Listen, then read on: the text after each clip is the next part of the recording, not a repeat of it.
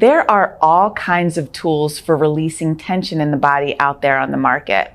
Rollers, balls, wedges, sticks, and wands. They come with nubs and spiked. They're shaped like hooks or canes. They're meant for specific areas of the body or to mimic a certain kind of technique. They can be heavy or vibrate, pulse or trigger, and the list goes on and on. The one thing all of these tools have in common is none of them are exempt from collecting dust or ending up in the junk drawer. I'm not convinced that there's a magic tool out there that will create magic results, but there may be a certain type of tool that works well for your body. Finding your tool of choice that has the ability to relieve your tension does take some experimentation, which is why I always suggest starting out simple. Meaning, instead of spending your time researching massage tools, spending good money on an arsenal of widgets and gadgets, trying to figure out how they work, start simple with little investment and spend your time getting to know your fascial system instead of getting to know the tool that you have purchased. In this video, we're going to talk about two simple, inexpensive, and easy to find tools out there on the market that can ease pain and tension by releasing fascial restrictions. And we're going to demonstrate some differences between each of these tools. My name is Renee Allen. I'm the owner of StillPoint Myofascial Release here just outside of Portland, Maine, and I guide you through the process of navigating physical pain, mental angst and fatigue, or spiritual stagnation by way of the fascial system. Understanding the importance of fascial health is an eye-opening education that will give you some powerful tools to soothe what ails you, so that you're better able to lean on your body's wisdom as you journey through this modern world and feel better doing so. To highlight how these two simple tools can get the job done, we're going to do that by focusing on the glutes, your backside, your buns, and when I was little, and maybe sometimes I still do refer to it as the hiney bumper. Let's get started. So coming on to the back, we've got one ball, and we're going to demonstrate this on one side of the body. So lifting up through the hips, placing that ball right into one cheek. I'm on my left side here, and if you're playing along, you can choose whichever side you'd like to demonstrate this on. And so I'm on that left cheek, starting to apply a little bit of pressure, and I'm just going to move my hips from side to side. Just a little movement across that ball. Ooh.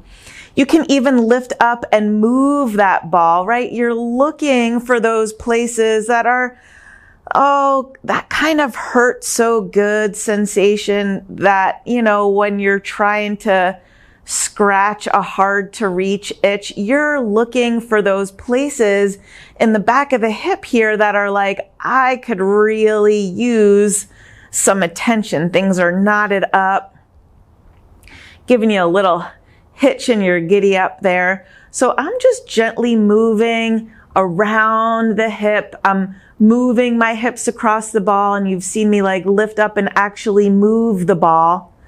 Staying on that left side until I find a place that is really like, oh, just, now believe me, there's plenty of places to choose from, but choosing an area, it just feels important. It feels like the body is in agreement that that's a really worthwhile area to spend some time. And I keep coming back to this one particular place, kind of for me, kind of at the top of the hip. For you, it might be like right in the middle of the cheek, in that more meaty part of the hip, of the glute, of the hiney bumper, right? So you choose where it is that you want to be. I have found my spot. And I'm like beginning to settle in here. Instead of moving through that whole cheek, I've been narrowing my focus with my movements are getting smaller. I'm narrowing the focus of where it is that I'm gonna like eventually land. And just allowing yourself to kind of sink in. Initially, that area may have felt like, oh, it's important.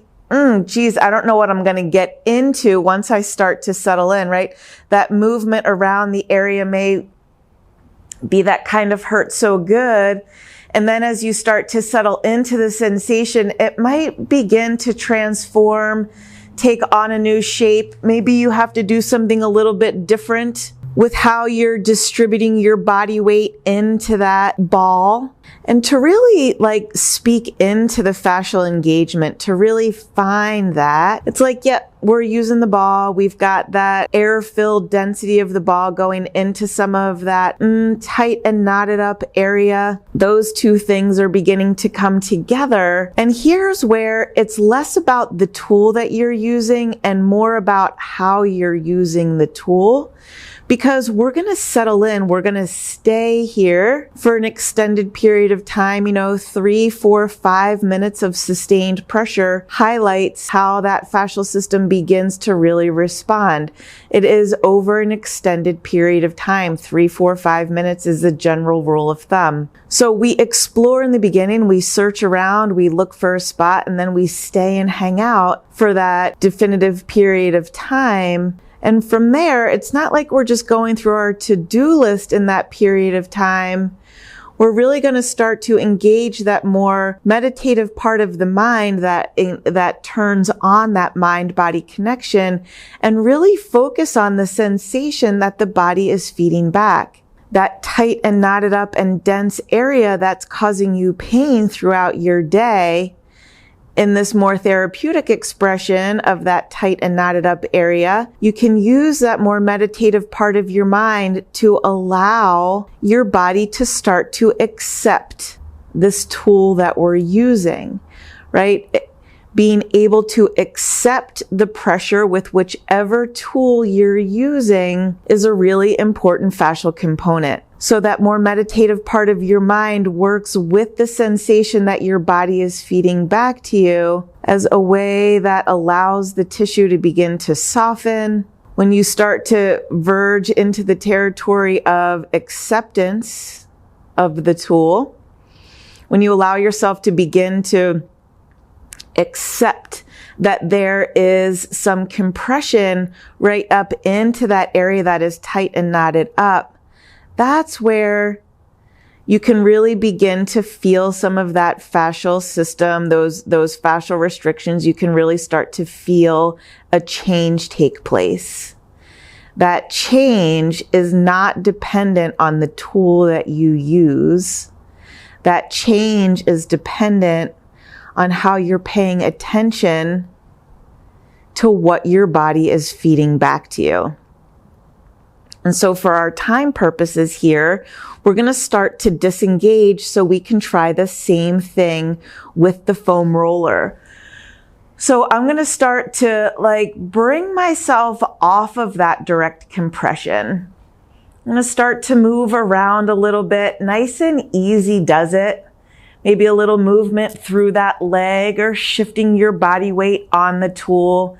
I'm kind of reverse engineering how I got into this spot in the first place and starting to make my way out of the area. And just for good measure, because it feels good, I'm gonna schmooze out the area. My movements are getting a little bit bigger here. I'm rolling over some of those tighter areas that didn't get the direct compression, but I'm still going to encourage a little bit of blood flow, a little bit of giving that whole area a little bit of attention again before I lift up and bring that ball out. Ooh, I feel the difference from one side to the other already. Okay.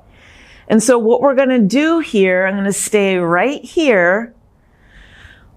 Give myself a moment, bring those hips back into neutral alignment before we get ready to take on this next version of a similar technique, but we're going to use the roller instead. And so placing that roller, my knees are bent here. Placing that roller between the heels and the glutes, I'm going to go ahead and lift up. Lift those hips up so I can bring that foam roller right across the bony structure of the hips and pelvis.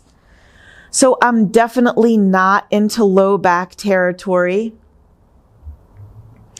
Rather, I have that foam roller straight across the top of the bony structure of the hips. And from here, I can really feel into the glutes, but in a different way.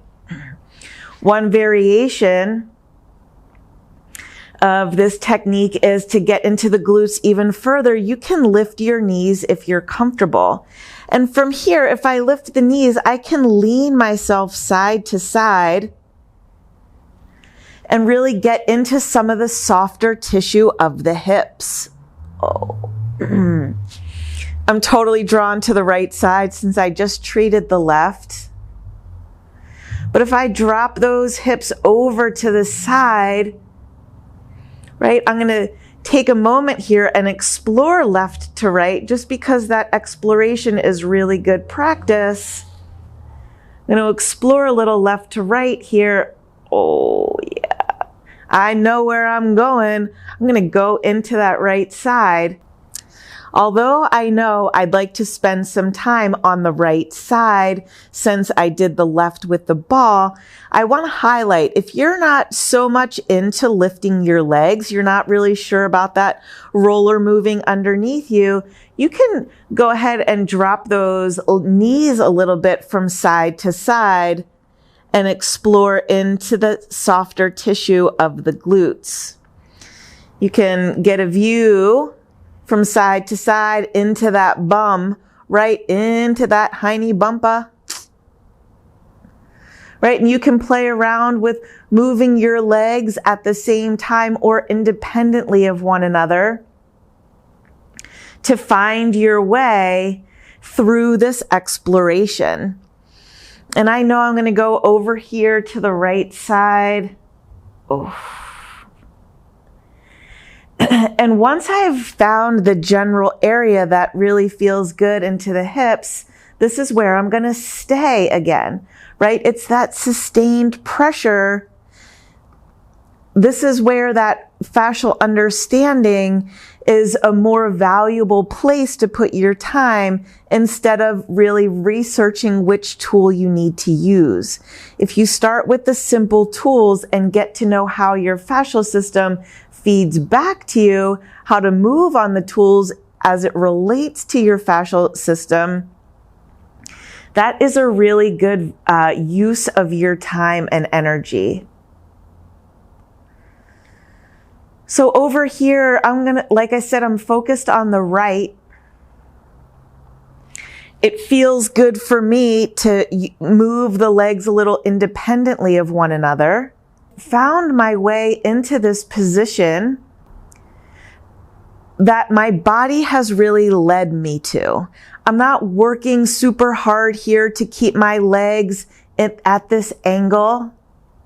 In fact, as I'm situated here in this position, it's like the release is beginning to happen. I'm in the same area with the roller, but the legs are kind of finding their way into this release. And I just want to highlight that the roller is applying compression into the area in a very similar way that the ball was. My hips are supported a little bit differently.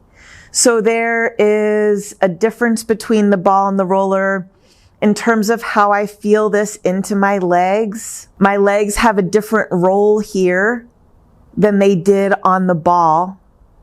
But I'm still using that same kind of sustained pressure into the system from one tool to the other. I feel like I can actually get into a broader view of the glutes here, meaning what I mean by that is when I had the ball on that right side, the feedback, the sensation, the point of focus was definitely more pointed. Here with the roller, there's a broader view into this right side of the hip. So even though there's more going on with the legs, it's not as focused and as intense as it was on the left side. And so even though we're exploring two different tools here within the same area, there are some differences in how the body feeds back for sure, but we're applying a lot of those same fascial principles. And after that a certain amount of sustained pressure, 3, 4, 5 minutes, I'm going to start to make my way out of this technique. And similar to the ball, I'm going to reverse engineer how I got into that. So I've brought my feet back onto the mat. I'm in a bit more of a neutral position here. And if I want to schmooze my way out of this area, I can drop those knees again from side to side, maybe moving my head and neck or torso to feel like, oh yeah, there really is kind of a full body engagement here. Then I'm going to bring those knees back to neutral. Lift up through the hips and go ahead and push that roller out of the way. Taking a moment to really find those hips back into a neutral position, lifting up, kind of squeezing those glutes to reset the pelvis. Whew. And then coming back up to a seated position. And so I hope that this has helped you understand it's not necessarily about the tool that you use, but more how you use it. And being able to apply those fascial principles is really key. And if you're just getting started, learning how to engage the fascial system is really going to be a great investment of your time and resources. And so what we've done here today was just taken a tiny glimpse into how two different tools can get at the same area of the body that may be causing you pain. And so I hope that you understand it's less about the tool and more about how you engage your fascial system that's going to give you the greatest results. If you're interested in learning more from a fascial perspective about how to reduce pain in your body, move with ease, and have greater mobility throughout your entire body, be sure to check out those links in the description below. I've also put in there a place where you can find both of the tools that we've used here today. And remember, it's less about the tool and more about how you can really master that fascial engagement. And be sure to ask yourself, what have you done for your fascia lately?